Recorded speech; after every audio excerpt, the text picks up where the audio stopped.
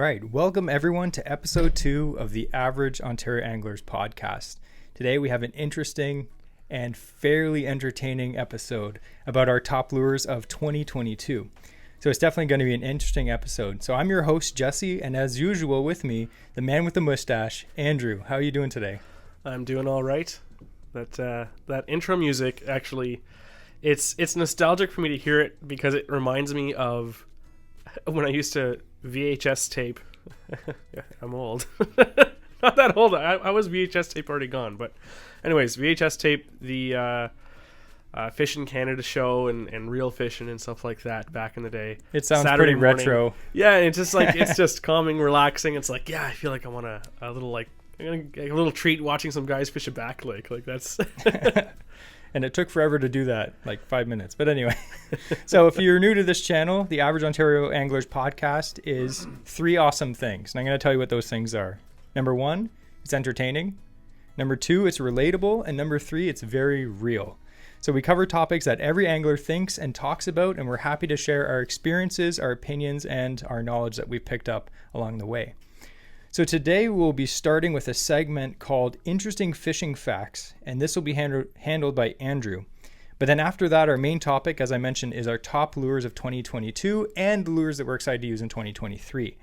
And then finally, we're going to have our AOA Q&A, our question and answer, and we're going to announce the winner of last week's giveaway. You seemed exceptionally proud of that rhyme, and you shouldn't be. AOA Q&A.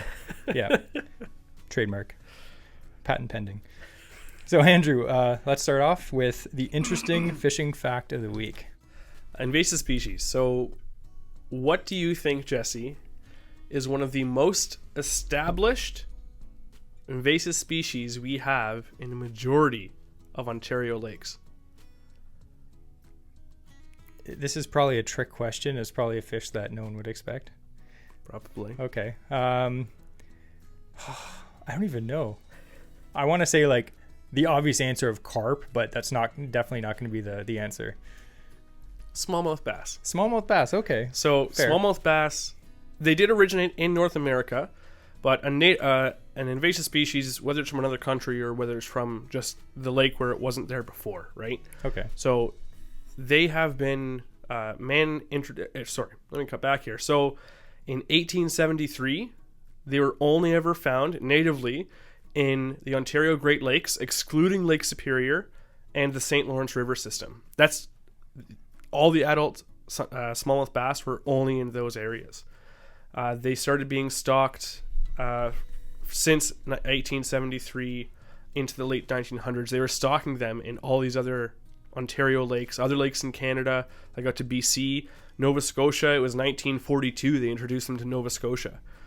And now, even though they're not being stocked further up, they're still naturally migrating and invading lakes at a rate of 17.5 kilometers per decade northward. So I was just thinking, a lot of guys were upset because these, snakehead, they're coming in. That's a big thing that people are worried about, of them being in the Great Lakes and whatnot. And they're going to ruin the fishery. Gobiers are going to ruin all this. Maybe your great-great-grandfather was really ticked off that they were introducing smallmouth bass into his favorite trout lake. It's true. And they're smallmouth, they're fast-growing, they're big eaters, they have a healthy spawn, they're very good hunters, so they can easily become established in whatever lake they're introduced in. They're very hardy fish for that. So that's true, though, because you think of say Algonquin Park, for example. A lot of those lakes have lake trout in them, but then all of a sudden, boom, the smallies go in there, and the lake trout population. There's even in my lifespan, I used to fish with my family. Like, they had gone before even I was fishing. They used to regularly portage into a certain lake in Algonquin Park. It was amazing lake trout fishing. That's where they'd go every single year. And now we haven't gone in recent years because every time you go, you're trying to catch lake trout. All you're catching there is smallmouth. And in the spring, for ice out, the smallmouth isn't open season there, so it's. It's unfortunate. It's a great smallmouth lake now, but, for ice out, that kind of tradition of our family is gone. Interesting. That is pretty interesting. Because I said, I'd stump you with that one. Yeah, I knew it was going to be something that, I didn't expect. But that's interesting. It's thinking from the opposite side. Like, everyone's like, oh, carp and gobies and all these things. but it's something that everyone cherishes the fish for now, and we're not super from here. excited to go and fish for smallmouth bass, and we get upset that they're gonna hurt bass numbers. It's like they're not even supposed to be there. That was interesting. I'll give you an interesting rating of A-. Oh, we're rating each other now. Yes. All right. Starting well, this week. last week's okay.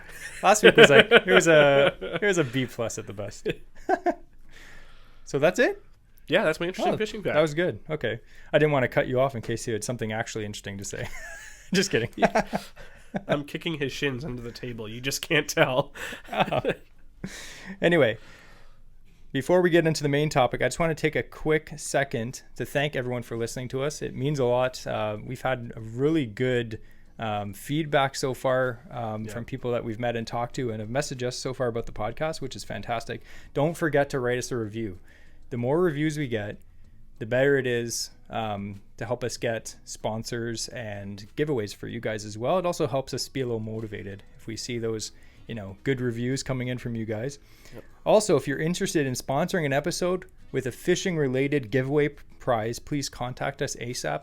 Surprisingly, our slots are filling up pretty quick, which is amazing. That's huge. So huge appreciation to everyone who's already, reached out to us. That's awesome. But yeah, we still have some, and it's not intimidating. It can literally be something that's a very low cost item for now that we're doing as a giveaway. So we really liked hearing from some of the local like lure manufacturers and bait companies, just some of the local ones, these small guys, and it's awesome to get sponsored by them. They're and it's good because we're not asking, they're asking us, so that's fantastic. It's cool. It's humbling, really. These people are jumping at the chance to do that. Yeah. But that's not a brag. That's just we're happy that it's happening. So anyway, our main topic today, I'm really excited about. It's all about our top lures of 2022, and we're also going to discuss some of the baits that we're excited to use for 2023, which is this year. Again, we fish. If you know anything about us, you know that we fish very multi-species. Like throughout the year, a lot of different species that we're targeting. So, I mean, some of the lures, like, you could talk for hours about what lures were good for you last year. Chatterbait was great. Yeah. That's not a surprise. It's awesome. But it's not on this list. Yeah. Because it wasn't a surprise that they were good for us. I purposely didn't. Even though it was probably one of my most used and overall, it produced the most fish for me, it's not on my list of favorite baits that I used last year because I expect it to do well. Yeah. And the thing is too, like, as good as a certain lure is, like, everyone knows if you tie a Senko on or a chatterbait, you're going to catch fish. But that being said, sometimes you just want to expand your, what you're using to keep it more interesting. Like, I know that if I go to certain lakes and chuck a Senko, you're not going to catch fish. It's going to happen. But I mean, sometimes you just want to try something different, learn a new skill, and it's exciting. Yep. And also it makes you spend all your money on new lures. So it's good for local tackle shops. Or old lures from people who are giving rid of their old tackle boxes. That's another topic. But anyway, we're going to start off with Andrew. So what was one of your top lures of 2022? And for what species and how do you fish it? So Andrew's got a full notebook I'm looking at right now. It's my podcast notebook. Okay. It literally looks like the Bible. It's so thick and it's got tons of writing on it. Yes, there's writing, but okay, so jerkbaits. Was probably mine. Like, it's not new, and even the jerkbaits I'm using aren't like the most modern ones. Like X-Wrap was my favorite jerkbait last year, and the Ripstop is also, I really like that one too. Fantastic jerkbait. Like, they're not super new. The X-Wrap especially isn't new. It's been out for a long time. The Husky jerk, that's been around for decades now. But I never really had a lot of confidence in jerkbaits. Like, I was fishing crankbaits a lot, spinner baits, inline spinners, and then to frogs. But like, I didn't fish many real jerkbaits. And I think part of it was because when I was growing up, fishing, at the cottage and stuff like that with you for pike and stuff, I didn't really know, like, jerkbait, okay, like, you jerk it, but I didn't understand, like, a bit more subtle techniques with it. Like, a jerkbait for me, I know you fish them, like, you're pretty much more of a power fisherman. I like more of a finesse approach for things. But I love, like, the pause. And the pause is the whole point of the jerkbait. It's not like it's really movement. Like, yes, that's important because that can initiate a strike, but that pause is what entices them. Like, that is what will make or break your retrieve, is how you're doing your pause. So I love like trying different things with that, how I'm retrieving it. And I often look over at Jesse in the boat and, you know, I'm like, oh, what'd you catch that one on? Like, you're out fishing me again. And he's like, oh, jerkbait, you know. So I have to tie mine on. It's a classic in Canada. Like anywhere, you need to have it on. Yeah, and getting different ones that can run different depths, right? Like I'm really getting into it, especially like fishing it around structure, because for a long time too, I was really nervous about fishing exposed trebles. You know, unless it's like a flat lift crankbait around like structure, because I'm concerned about losing it. Yeah, the risk is there, but now that I've gotten at least a little bit better with my casting accuracy, you know, it's to fish that around like that. Like, imagine something sitting in that structure or in those weeds, just waiting, like an ambush predator, like a pike, like a bass, like a smallmouth, or even a largemouth, and you have this jerkbait on the side of the weed line or that log, and all of a sudden just like darts into their view and like pauses and just hangs in front of their face for like 5-10 seconds sometimes. Yeah. I'll stop reeling and have a conversation and then start going again. I'll have a fish on sometimes. Like, it's crazy. And they just inhale it. And yeah, like they're gonna be interested in that. It's a fairly long profile. It gets noticed. There's rattles, lots of vibration. Yeah. So it's something that I slept on for a long time, and you know, I'm kicking myself now for it. Like, I've owned an X-Trap for a long time, but again, I wasn't fishing it effectively. And I didn't bother to learn the techniques of how to properly use a jerkbait. Yeah, because I noticed like last year and maybe a little bit the year before, when you started really just hammering fish on that X-Trap. Yeah. I remember that. And I think, like you said, jerkbait fishing, I think a lot of people are like, oh, okay, you cast it out and then you jerk it in. It's a little more complicated than that to do it properly, like you're saying. There is some technique involved. Yeah. Like, you have to jerk on slack line. You can't just pull it in. Yep. If you don't, the jerkbait will just kind of move forward. It doesn't have that crazy erratic action. And I think, like you said, like, say you jerk it and it has a crazy erratic action, it's going to draw fish in. A lot of them have rattles. Some of them don't. But flash, rattles, noise, disturbance in the water, the fish is like, what the heck's that? This thing's twitching by, and it looks like a dying minnow. Like, you know when you see a minnow just kind of like swimming and then kicks off to the side and kicks off to the side? Yep. Fish are programmed to be like, that's easy food right there. And that's the whole point of the jerkbait, is to mimic it. And then the fish comes up to investigate. If it doesn't just come up and slam it already, if it comes up to investigate, then it just pauses, and it looks like, okay, it's half dead. And then if the fish doesn't slam it at that point, as soon as you twitch it again, the fish is like, boom, reaction strike. And one of the things that I like to do, and I was able to catch a few fish on it last year, was like a lot of times I'll look over at Jesse. We're both fishing like a jerkbait, and my pauses are twice as long as his. That's not a bad thing. He'll catch fish, and I'll be casting like in the back of the boat right behind him, and I'll be catching the fish that they maybe needed that bit longer pause. Yeah. But one of the things I also found that I like to do, like, yes, a jerkbait, you don't have to jerk it in order to catch fish on it. You could technically steady retrieve it. It has a wobble. Yeah. So what I like to do is I'll do like 2-3 casts over an area, and I'll do like my last cast, and I'll just slow roll it in, just so that it's like barely getting the action. It's barely like diving down, as slow as I can.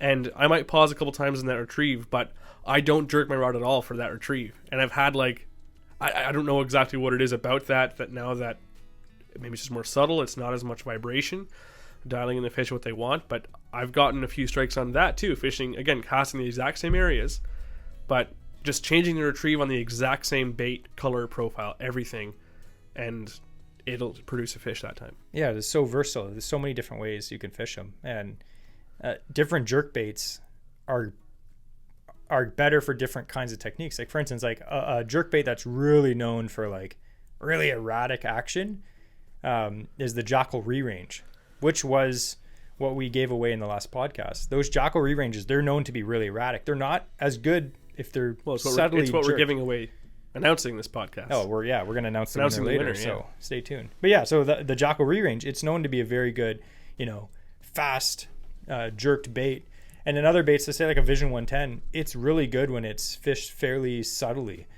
And then like another aggressive bait, the ripstop. The ripstop, really good, but ripstop is one where on a steady retrieve, it has very little action. Like it doesn't look great in the water. It's a true jerkbait. So that one, like, you have to work it in all the way. But again, like, I'll do a stronger, like a quicker retrieve first, but then later, like, I'll do like a really slow retrieve, just like trying to essentially walk the dog, just a steady retrieve, after. Again, I'm not a professional. I'm not winning tournaments. I don't Hey, do tournaments. You catch fish though. But it produces some fish. So it's all out there, getting out there, enjoying your time fishing, but trying new things, seeing what works for you. Because for me, when I try to mimic Jesse's style of power fishing and stuff, it doesn't work well for me most of the time. And then I'll revert back to my finesse style, and it works for me. And Jesse just tries to do finesse and goes crazy. To chuck a Ned rig and immediately throw my rod in the water because it's stupid. Just kidding. But okay, so I thought we could just do a quick name your favorite jerkbaits, and then the price point. So I think the jerkbait everyone should start with, Rapala Husky Jerk. They're $9, and they come in tons of sizes, tons of patterns that are fantastic. Some of my favorite patterns on that for pike, Fire Tiger, Husky Jerk, or the black back with the silver body. Yeah. Fantastic. I would say for me it would be Ulster Rapala, because a decent price point. The X-Wrap, it is a bit more than the Husky Jerk, but the benefit of it is you got a feathered treble on the back. Yeah. And it has the weight transfer system. Has the weight transfer. It casts way further. The Husky Jerk is very light. So especially if you're shore fishing, you really want something that can get out there. Yeah, and that's one point I'll make for spending more money on a jerkbait. Yeah. And again, X-Wrap is not top tier. There are some that are they're way cooler and can outperform the X-Wrap 100%. Yeah. But the X-Wrap is a great entry model where you're getting kind of the features you want: longer cast, feathered treble, steady retrieve if you want, and they come in various sizes. You can get them down to 1.5 inches, 2 inches or something like that. Yeah. All the way up to, they have the saltwater editions, which are 6 inches almost, or 5 inches. Yeah, big boys. But the thing that I like too about the Husky or the X-Wrap is it has 2 hooks. So oftentimes we're pike fishing in the spring. We're not using big baits yet. It's it's really cold just after ice out. Yeah. That little 3.5 or 4 inch X-Wrap. I love that size. With 2 hooks, when a pike engulfs it, you don't have 3 sets of trebles inside of its mouth, which is fantastic. I as much as I like having 3 hooks on a bait just for hooking the fish, it is a pain in the butt to get 3 treble hooks, especially out of a pike when they inhale the thing. I'd rather much have 2 hooks. And I tell you, I haven't had much missed fish on the 2 trebled X-Wrap. Yeah. They still it sticks them good. Yeah, it's for sure. Another jerkbait that I'd recommend to anyone, and it's not expensive, but it's not cheap either. I tried and I did good with the Berkeley Stunnas. It's Berkeley's imitation Vision 110, which is a $35 jerkbait, but the Stunnas are I think they're $18-19. So yeah, it is expensive compared to a Husky Jerk. The difference is long cast, really sharp hooks, really good action, and some killer things. I did pretty good last year with I picked up 2 of them, caught fish on both of them. They're good for me anyway.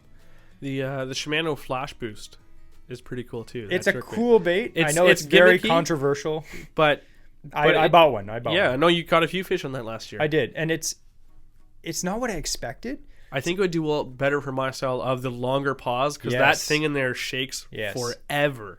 So if that lure is not moving and just inside is flashing back and forth, that's mimicking an injured fish twitching in place. So I thought it was going to be a really crazy erratic jerkbait. It's not as erratic as you'd think. It's very subtle, and that flashing tinfoil, it basically the flash boost system is imagine a jerkbait inside.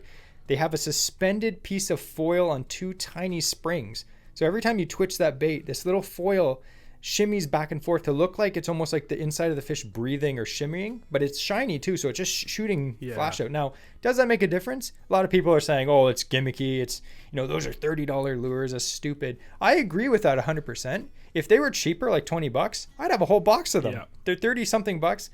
Not really for me. I did catch some smallmouth on them.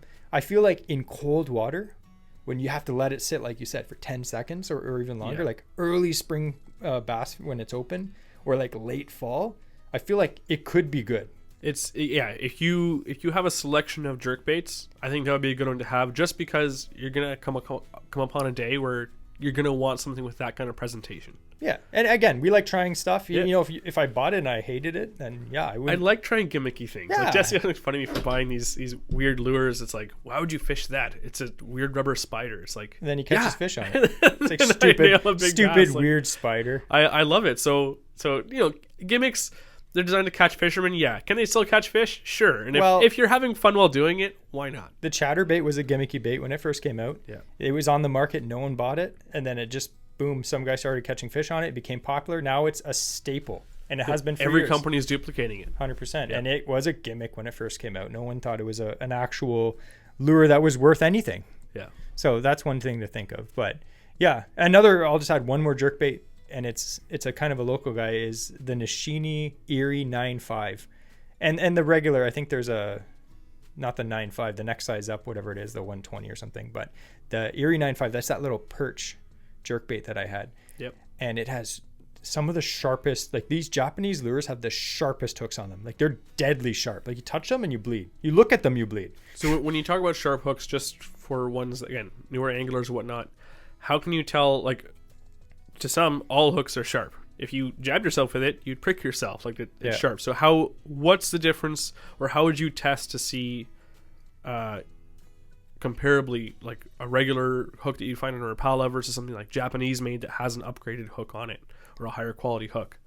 So for me, like the nail test is a classic. You get the hook and you rub it against your nail, and if it scratches your nail, then it's pretty sharp.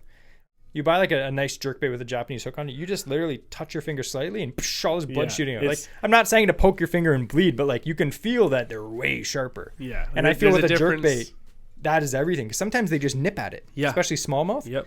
And sometimes I've seen it boat side. Like I was on Sturgeon Lake one time and it was gin clear water, and I was fishing the Stunna, and it has really sharp hooks on it.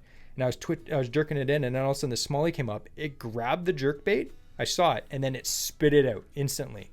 But the back treble nicked the side of, like, the top of its mouth, and then it literally shook its head. The other hook attached to the back of his mouth, and I hooked him in two places. If those hooks weren't sharp, I wouldn't have caught that fish. Yeah.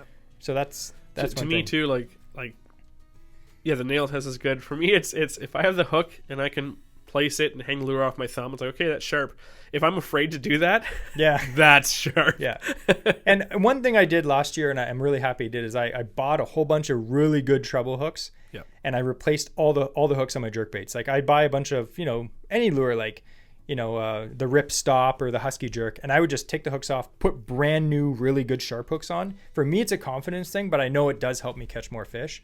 You will be surprised how much better your hookup thing, the hookup ratio becomes once you put on legitimate hooks.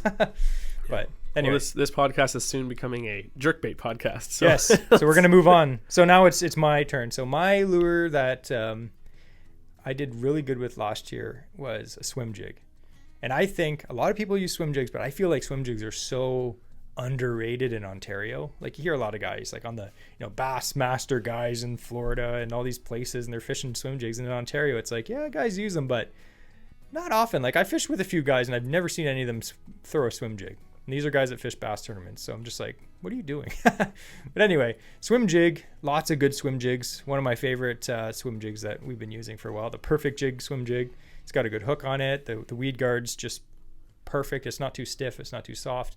And then I like rigging them on a 3.5 inch paddle tail. I like a paddle tail on it. A lot of guys will put craw baits on it and stuff. Like for me, a swim bait is all about subtlety, being subtle. So like if I go to a lake, you got two, like if you're fishing a bait like a swim jig or a chatterbait, when do you use which? They're basically the same thing, just one has a blade on it. If it's got a little bit of chop on the water, I'm throwing a chatterbait 100%, because it's, the water's more turbulent, there's more noise. I need a little bit of extra action to attract the fish. But if it's slick calm, I'm not chucking a chatterbait, I'm chucking a swim jig, and it works. Use the stealth chatterbait, or just get one without a blade. I have a stealth chatterbait. Meh. But so the swim jig, it's very finesse. And like I went fishing one day, right after bass opener, I was on Pigeon Lake, and it was slick. Like it was slick calm all day. I was like, come on. It was bluebird skies, the worst day you could go fishing. But I'd already gone all the way up there. I was fishing with a buddy, and I was just like, what am I going to do? So I tied on a swim jig and Perfect Jig. He has this color called Brown Pumpkin, and it literally looks like very rock bassy, almost like sunfishy, but more rock bassy. I don't know. I tied it on. It looked good. I need to pick one of his up at the show next. Oh, they're good. Good hook too. But I put a 3.5 inch trailer on it, Limestone Lures Little Ripper, or the Ripper, the regular 3.5 inch size. Simple as ever. Swim jig with a paddle tail, chuck it out, let it sink. I'm fishing like deeper weed edges and like 8 to 12 feet of water. Let it sink to the bottom. On literally the first or second cast, my bait didn't even hit the bottom. Just like it was sinking, and all of a sudden it was just like, what? So I just reeled in, set the hook, boom, 4-pound largemouth. I was like, woo! And after that, I fished it all day. It's a great bait, and they come through anything. You can chuck them like literally through anything up to lily pads.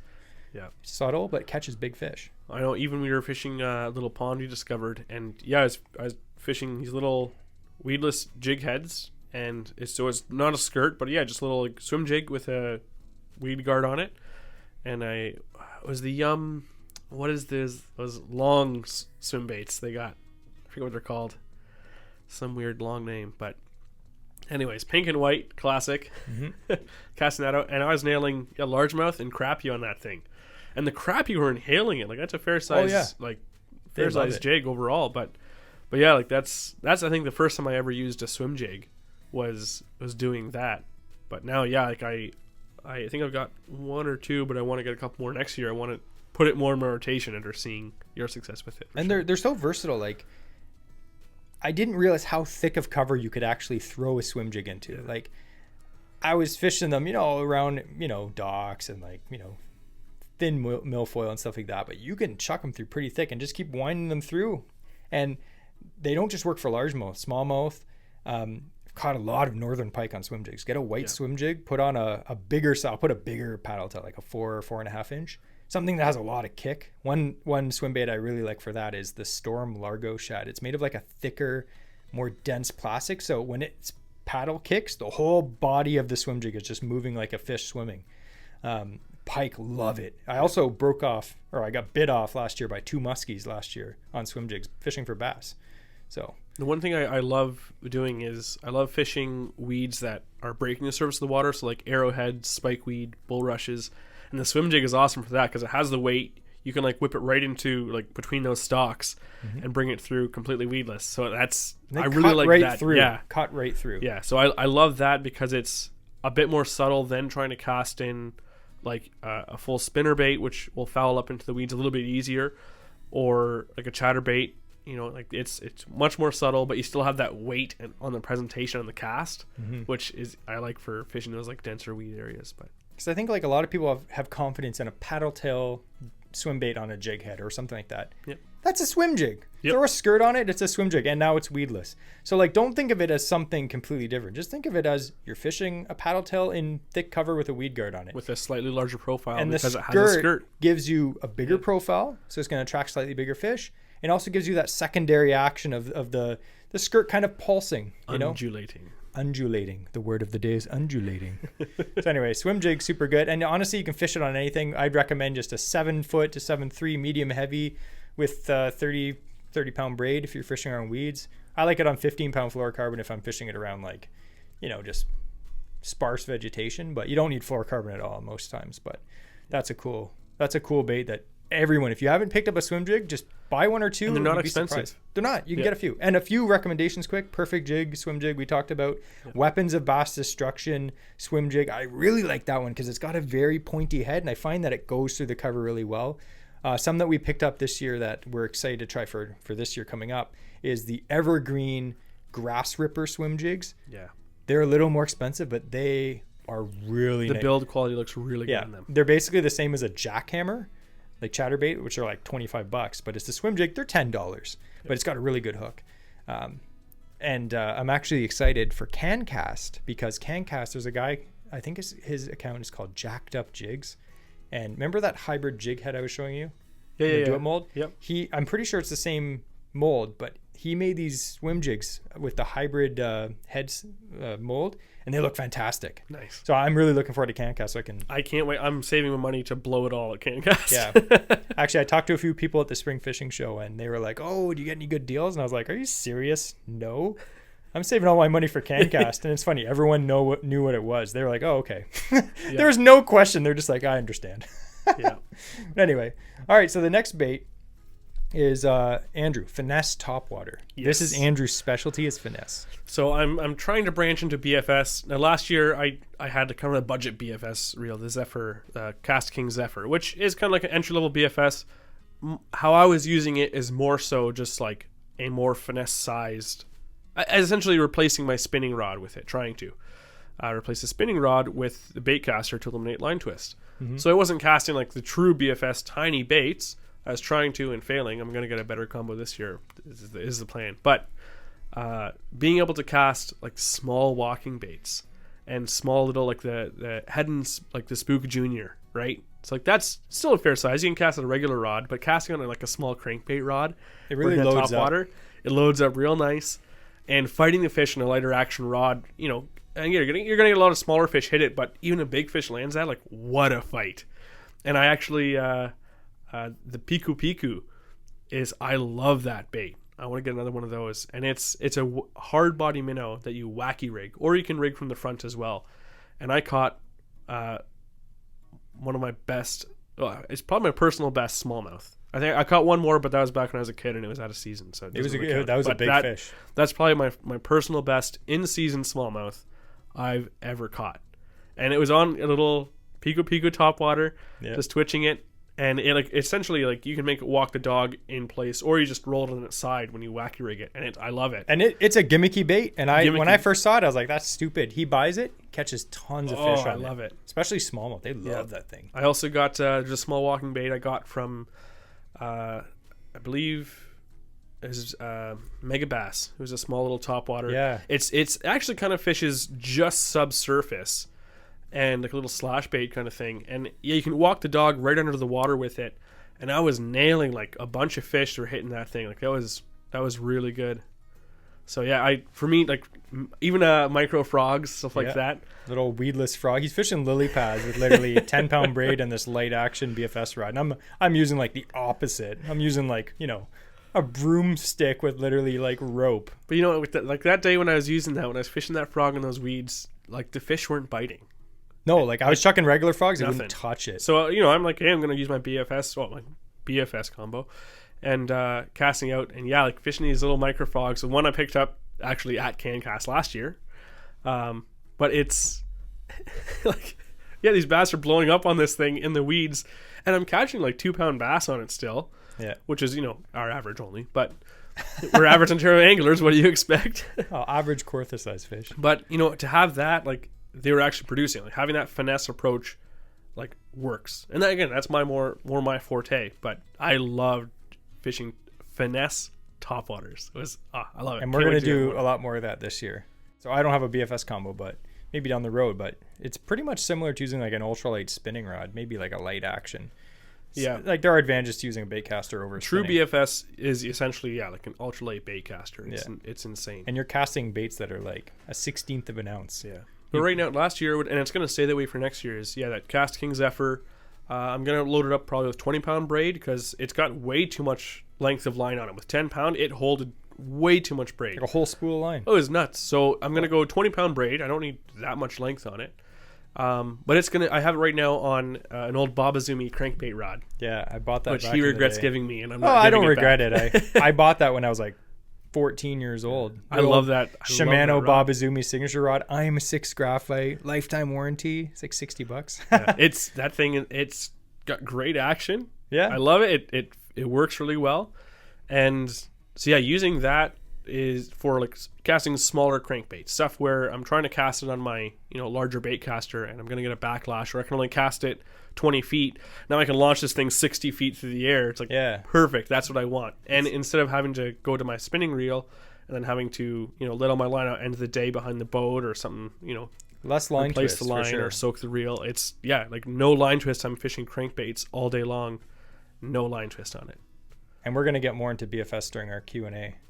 Andrew doesn't know, but there's a question about BFS. All right, I'm gonna shoot through this one pretty fast. For me, one bait that I did really good with was like more of a power drop shot, like a power shot almost, but with spinning gear still. So instead of using like a medium light, I was using a medium fast action spinning rod. And actually I got a new rod that it's kind of a versatile rod. It's the new St. Croix Legend Tournament Bass 7-1 versatile rod. Definitely a splurge. I don't really have any nice spinning rods. Mostly I spend my money on bait casting gear. So I decided, I'm going to buy a really nice one. And I kind of regret it because it's an expensive rod and whatever. You don't need that to catch fish, obviously, but it's a beautiful rod. And I have that with a 3000 Daiwa Procyon 10-pound braid. And I attach that Actually, I have 15-pound braid on this particular rod. Then I attach it to a 10-pound leader. And what I was doing, I was drop shotting in like, rock weed transitions, thin weeds, like spots where you wouldn't chuck a traditional drop shot. And it was just that slightly more finesse presentation. I was slamming them last year. We had a day on Stony Lake. Remember that day? He kept wanting to go to these places like, I want to drop shot. I'm like, I don't have any gear for drop shotting. I don't want to drop shot. Yeah.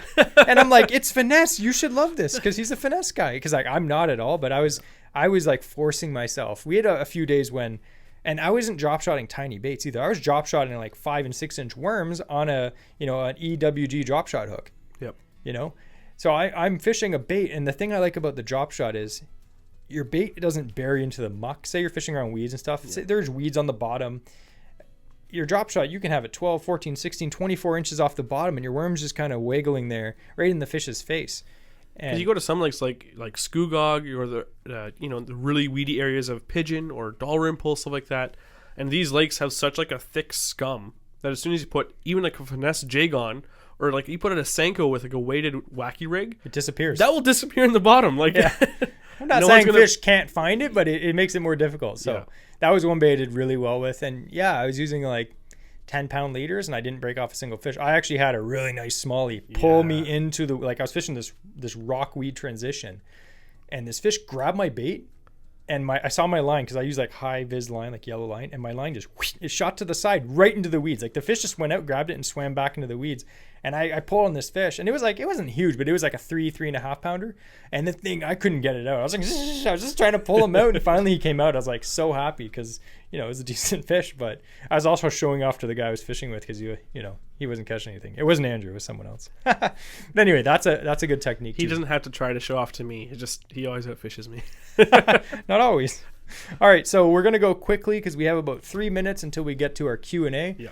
What are some baits that you're excited to use this spring, summer, and fall? And it makes it sound like a lot of these baits were bass oriented. We did do a lot of bass fishing last year, but the jerk bait, the swim bait, that was very multi-species for me anyway. Yeah. Pike, muskie, other things. But what are you excited for this year? For this year, I really want to... The Mini Max chatterbait is something I didn't have last year. Like, I did really well in the big blade, so I'm looking forward to doing that. I only have one. I want to get another one. I know it's back to chatterbaits, but the Mini Max, I had one last year, and I loved the size profile of that for smallmouth. It's perfect. It was amazing. And I want to get a few different sizes, because I want to be able to fish them deeper. So they're sometimes tough to find. They're back in stock now in a lot of places, but to get the 3/4 ounce Mini Max, or is it 3/8 ounce, I think, Mini Max. I think it goes up to half, I think it's quarter, 3/8, and half. Half. Yeah. So yeah, because I have 1/2 inch now, that's right. So it's 1/2 inch Mini Max chatterbait. 1/2 ounce. That thing goes, what did I say? Inch. That's a tiny chatterbait. I also have those micro chatterbaits too that are like an inch long. Anyways, the Mini Max is 1/2 ounce, and to be able to get that, like that will go down on a decent retrieve speed, like 7 feet, 6-7 feet. Yeah, because the blade is smaller too, so there's less resistance. So yeah, it worked really well. Like the big blade is awesome, and it's great because you can get a lighter weight and run that really shallow. But the Mini Max, if you want to get your chatterbait deeper, is probably your better bet for getting something down into that strike zone, because it sinks rapidly, and you get the right size trailer. I was using a lot of the Z-Man. I like the Z-Man trailers for the Elastec, but I was using some of the Ned rig stuff as a trailer on it, just because it's a little bit smaller. Yeah, it's perfect. You get the claws hanging out, or even just some of the small minnow baits and stuff for their drop shot section. So that stuff worked really well with my Mini Max. So now I got a couple more I'm excited to try next year and focus more on just fishing a slightly different like water column than I have been with the chatterbaits. That's good, because I feel like that particular chatterbait should have just been called the Ontario chatterbait, not the Mini Max, because it literally is like perfect size for Ontario. Yeah, like it's literally like, yeah, you'll catch pike and bass on it, but that thing's like, that's a smallmouth lure right there. Yeah, 100% that's what they're thinking. I love catching invasive species. Yeah. Make sure you flay those things up to get rid of them.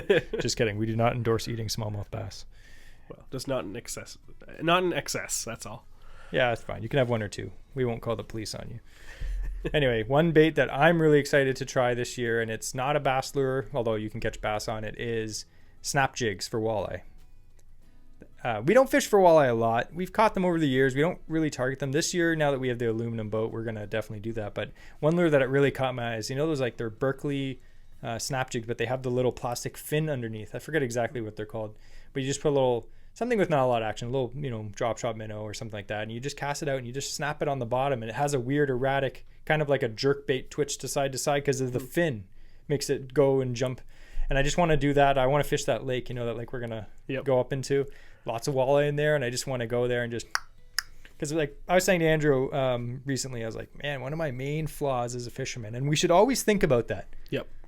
Look at your year and be like, what did I do wrong, or what can I do better? Like, we all have bad habits, right? And one of my bad habits is I fish too fast. I need to slow down a lot of the time. Like sometimes fast is good, but most of the time you got to slow down. And I can't overthink size of my bait. For a long time, I thought all baits were like way too big. I look back at my tackle box from years ago, and like the biggest thing I had was like a 2-inch bait. Like I didn't have anything large, and I'm looking like I've caught 10-inch smallmouth on an 8-inch bait. Like it's not something to shy away from. So like I said, for me that was a big thing for me, is I was always fishing too small. Yeah. So like there's definitely things that we should think about and be like, I could work on this, because like these are things that'll help you catch more fish ideally.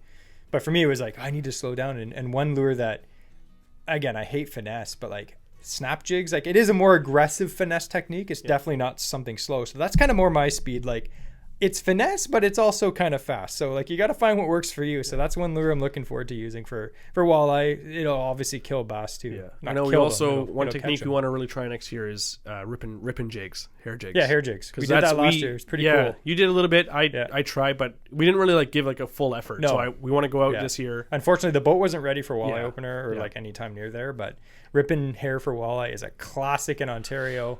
And I bought a whole bunch of big gyms, bucktail jigs at Gagnon's, and I'm ready to go. I'm just waiting.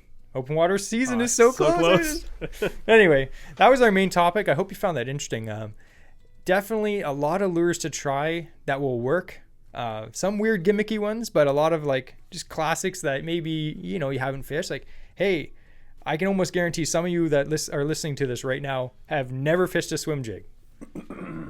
So pick one up, tie it on, buy a local one, tie it on, and go catch some fish. So now we have, I'm going to make a little jingle one of these days, but Q&A with AOA. And we're going to actually announce the winner for last podcast giveaway, which was a Jackal re-range. Yes. So what I'm going to tell Andrew to do is to go on his phone to a random number generator. I know a lot of people are going to be like, I need to see the names on a piece of paper and a hat. No, you don't. We're going to tell you who won. I don't really care who wins, so I wouldn't rig this at all. I couldn't care less who wins this. But we're happy to give away this lure, though. So Andrew is going to do a random number generator, and he's going to go right now, and I'm going to count through the ballots and pick them in order. Dead even 20. 20. Okay, let's see. 1, 2, 3, 4, 5, 6, 7, 8.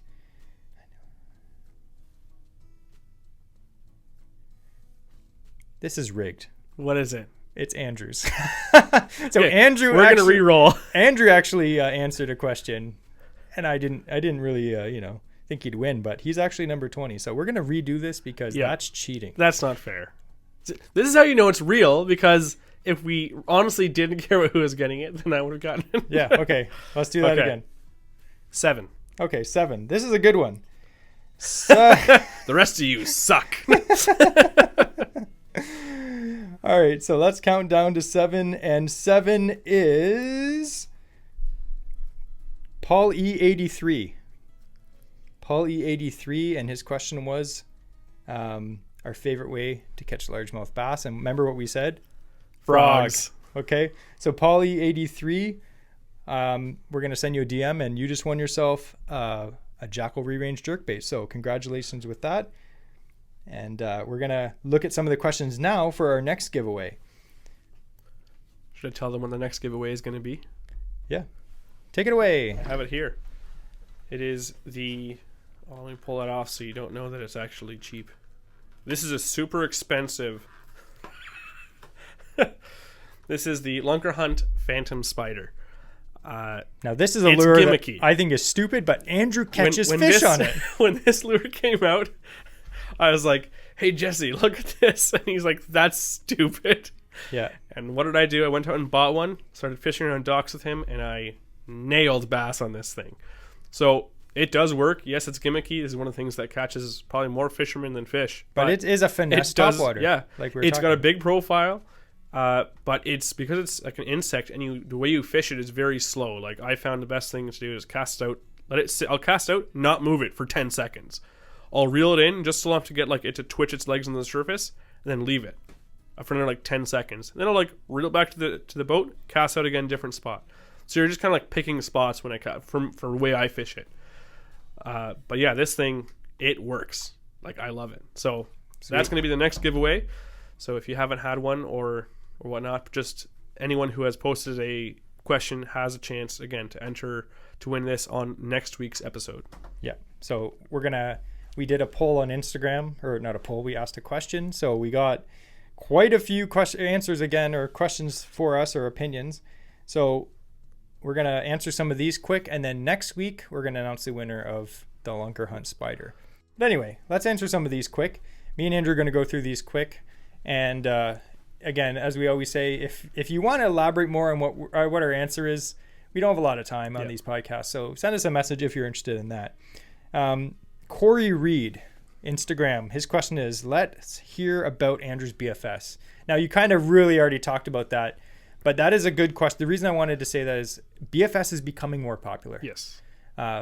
It's been around in Japan for a while because in Japan they needed to be able to, we'll do an episode on this later, but essentially they needed something, the bass are very finicky, very clear water. They needed something with a very subtle presentation and natural presentation that, isn't like the run-of-the-mill lures they have. So that's how BFS kind of came about. So it's starting to catch on here, and it works.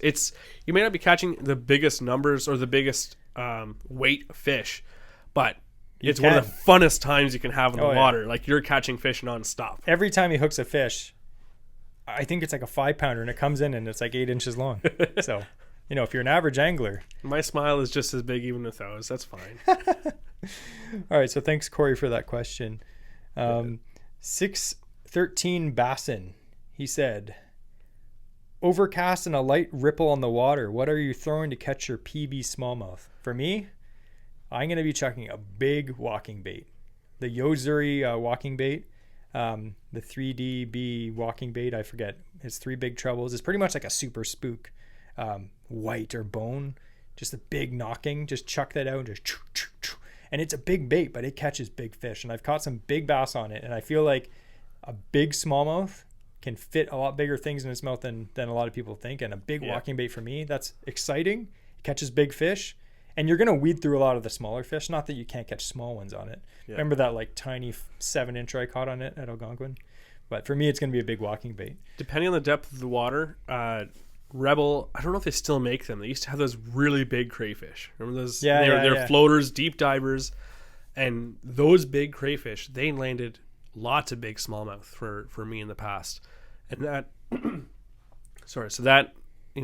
don't know if you can get them still new. I don't know if they still make them. They still make them. The Rebel if you can't, there's probably going to be a bunch there at the tackle swap at CanCast. Yeah. We mentioned that like 7 times this episode, but we're excited for it. All right, Drift Ontario. So Drift Ontario, funny enough, I was driving to the spring fishing show on the highway in stop and go traffic, and then all of a sudden this guy starts honking his horn at me, and I'm like, I look over and it's this guy, and he unrolls his window and he's like, "Hey, average Ontario anglers." And my wife was like, "Oh my goodness. You're like a mini celebrity." I'm like, "I'm not. Just random people see me in public and for some reason know who I am." I like no identifying characteristics on my car. I don't know how he knew. But anyway, this is his question. Prime fall muskie grounds.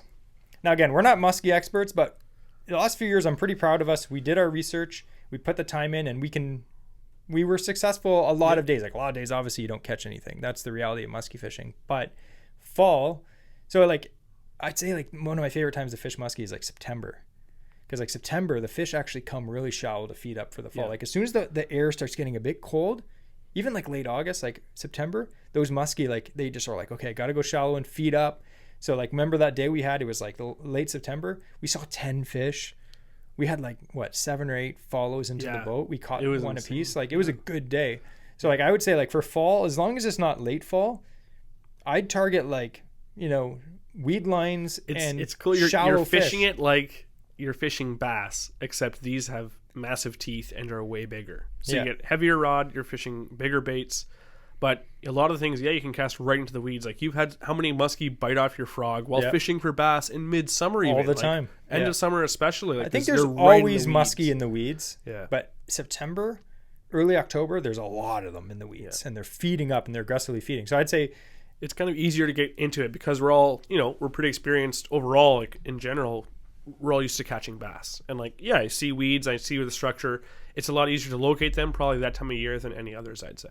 Oh, for sure. Because they're more concentrated too. And I would say my main tip would be, remember that day we were like, look for bait fish, look for bass, look for sunfish. Figure 8 after every cast. Yeah. Even if it's like gin clear water and you don't see anything there, and the sun's behind you, you can see into the water. Maybe there's one under your boat, because that's happened to us. Sometimes they'll follow in from the other side. You don't even see them. Like, they're attracted from your lure behind the boat. Every cast. Don't get lazy. So that's a good question.